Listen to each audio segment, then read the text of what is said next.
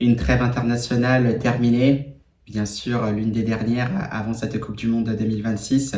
On aura notamment vu aussi des joueurs du Real Madrid performer avec leur sélection. Bien sûr, ils seront de retour petit à petit. Certains sont déjà revenus en vue de la reprise de la compétition avec le Real Madrid. D'ailleurs, les hommes d'Arbeloa se préparent pour la 30e journée de la Liga ce week-end face à Mallorca. Buenas a todos y a todas, j'espère que vous allez bien, c'est Baki Koné des Madrid. Nous nous retrouvons pour une nouvelle vidéo à propos du Real Madrid, bien sûr par rapport à ce mois d'avril qui commence avec pas mal d'échéances clés pour le Real Madrid et on va déjà se projeter bien sûr sur la prochaine échéance qui arrive très bientôt, ce samedi 4 avril face à Mallorca. Vamos!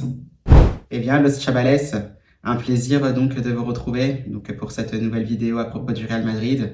Alors vous le savez, il y a eu un peu de temps de repos. De mon côté notamment, j'ai un peu profité de cette trêve internationale voilà, pour me reposer, me ressourcer, parce qu'il y avait pas mal de matchs qui s'étaient enchaînés, notamment depuis la reprise de cette deuxième partie de saison, donc bien évidemment jusqu'au mois de mars. Donc voilà, ça fait toujours un peu de bien. On a vu aussi pas mal de matchs d'un point de vue international avec des sélections qui se sont notamment qualifiées pour cette Coupe du Monde 2026. Des très belles préparations de part et d'autre par rapport aux grosses nations. Et évidemment, on a hâte de voir cette Coupe du Monde 2026. Donc c'était tout aussi plaisant de se ressourcer, de se reposer, de suivre un peu plus tranquillement ce qu'il se passait d'un côté et d'un autre.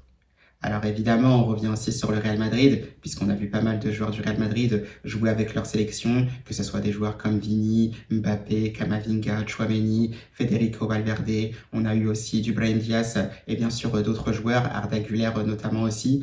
Donc voilà, ça fait plaisir de les voir, on les a vus notamment performer, on les a sentis en forme, pas forcément de pépins aussi à signaler, à voir comment ça se passera par la suite, mais toujours est-il qu'on retrouve aussi ce Real Madrid, donc qui était toujours en train de s'entraîner avec les joueurs qui n'étaient pas forcément sélectionnés avec leur équipe nationale, et bien sûr on a vu des joueurs qui étaient de retour ce mercredi, comme notamment les Français tels que Mbappé, Tchouaméni ou encore Camavinga, bien sûr dans le cadre de cette préparation du prochain match face à Mallorca pour la 30e journée de la Liga. On va d'ailleurs vite se projeter dans quelques secondes sur ce match important qui attend le Real Madrid, parce qu'on le sait, qui dit début du mois d'avril, on a eu justement ce calendrier qui a été dévoilé justement pour le Real Madrid par rapport à ce mois d'avril. Bien évidemment, ce n'est pas un poisson d'avril, ne vous inquiétez pas, mais toujours est-il qu'on va retrouver d'ailleurs le Real Madrid, donc dès ce samedi face à Mallorca, ce sera à 16h15 pour la 30e journée de la Liga.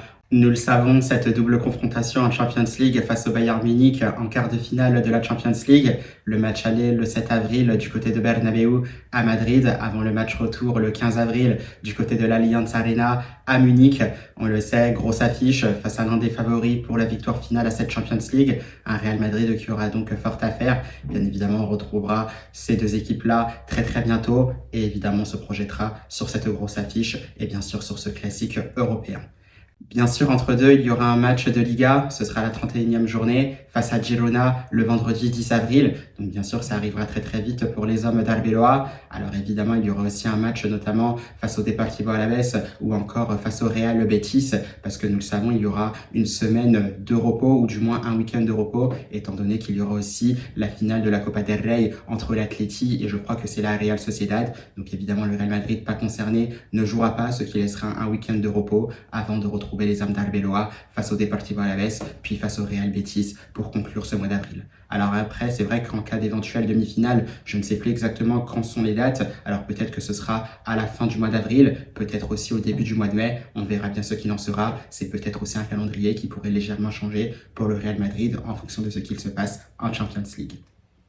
Donc bien sûr, on a ce programme, on sait que ce ne sera pas forcément évident, d'où le fait que maintenant on se projette un peu sur ce prochain match qui arrive pour le Real Madrid face à Mallorca, bien sûr à l'Estadio San Moix, je crois que ça se prononce de cette manière-là. Alors on le sait, Mallorca, pas forcément une équipe facile à jouer, alors elle est en difficulté, on sait qu'ils sont 18e en Liga, ça joue vraiment le maintien, c'est très limite, tout ça peut être relégué en Division 2, donc ça va être un match très difficile face à ce genre d'équipe qui se bat pour se maintenir coûte que coûte, bien sûr avec des éléments importants du côté de Mallorca, tels que Muriqi qui est toujours compliqué à jouer, on s'en souvient très bien, notamment la saison dernière, mais c'est un joueur qu'on affronte aussi depuis plusieurs saisons maintenant, toujours une grosse menace dans le duel aérien, donc voilà, il faudra être très concentré pour l'empêcher de marquer.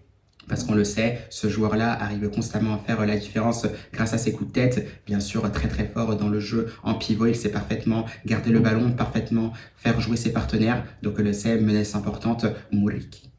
Donc par rapport à ça, derrière, tu retrouves un Real Madrid. Alors on va voir comment ça va se passer pour les hommes d'Arbeloa, puisque tu as les matchs aussi qui vont s'enchaîner, des joueurs qui ont fait cette trêve internationale avec leur sélection.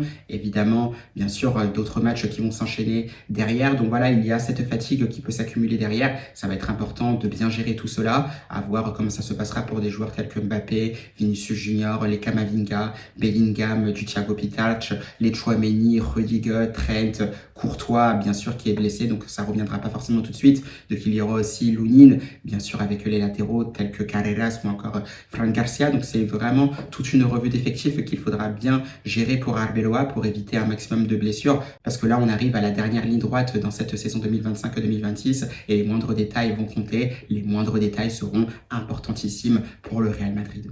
Sachant que par rapport à cela, on a vu un Federico Valverde qui avait pris justement un carton rouge lors de la dernière journée face à l'Atleti avant cette trêve internationale. Un Uruguayen qui devrait donc manquer cette 30e journée de la Liga face à Mallorca, mais qui devrait être peut-être assez frais physiquement et mentalement pour ce match aller en quart de finale aller de la Champions League face au Bayern Munich, un match dans lequel on projettera très très bientôt.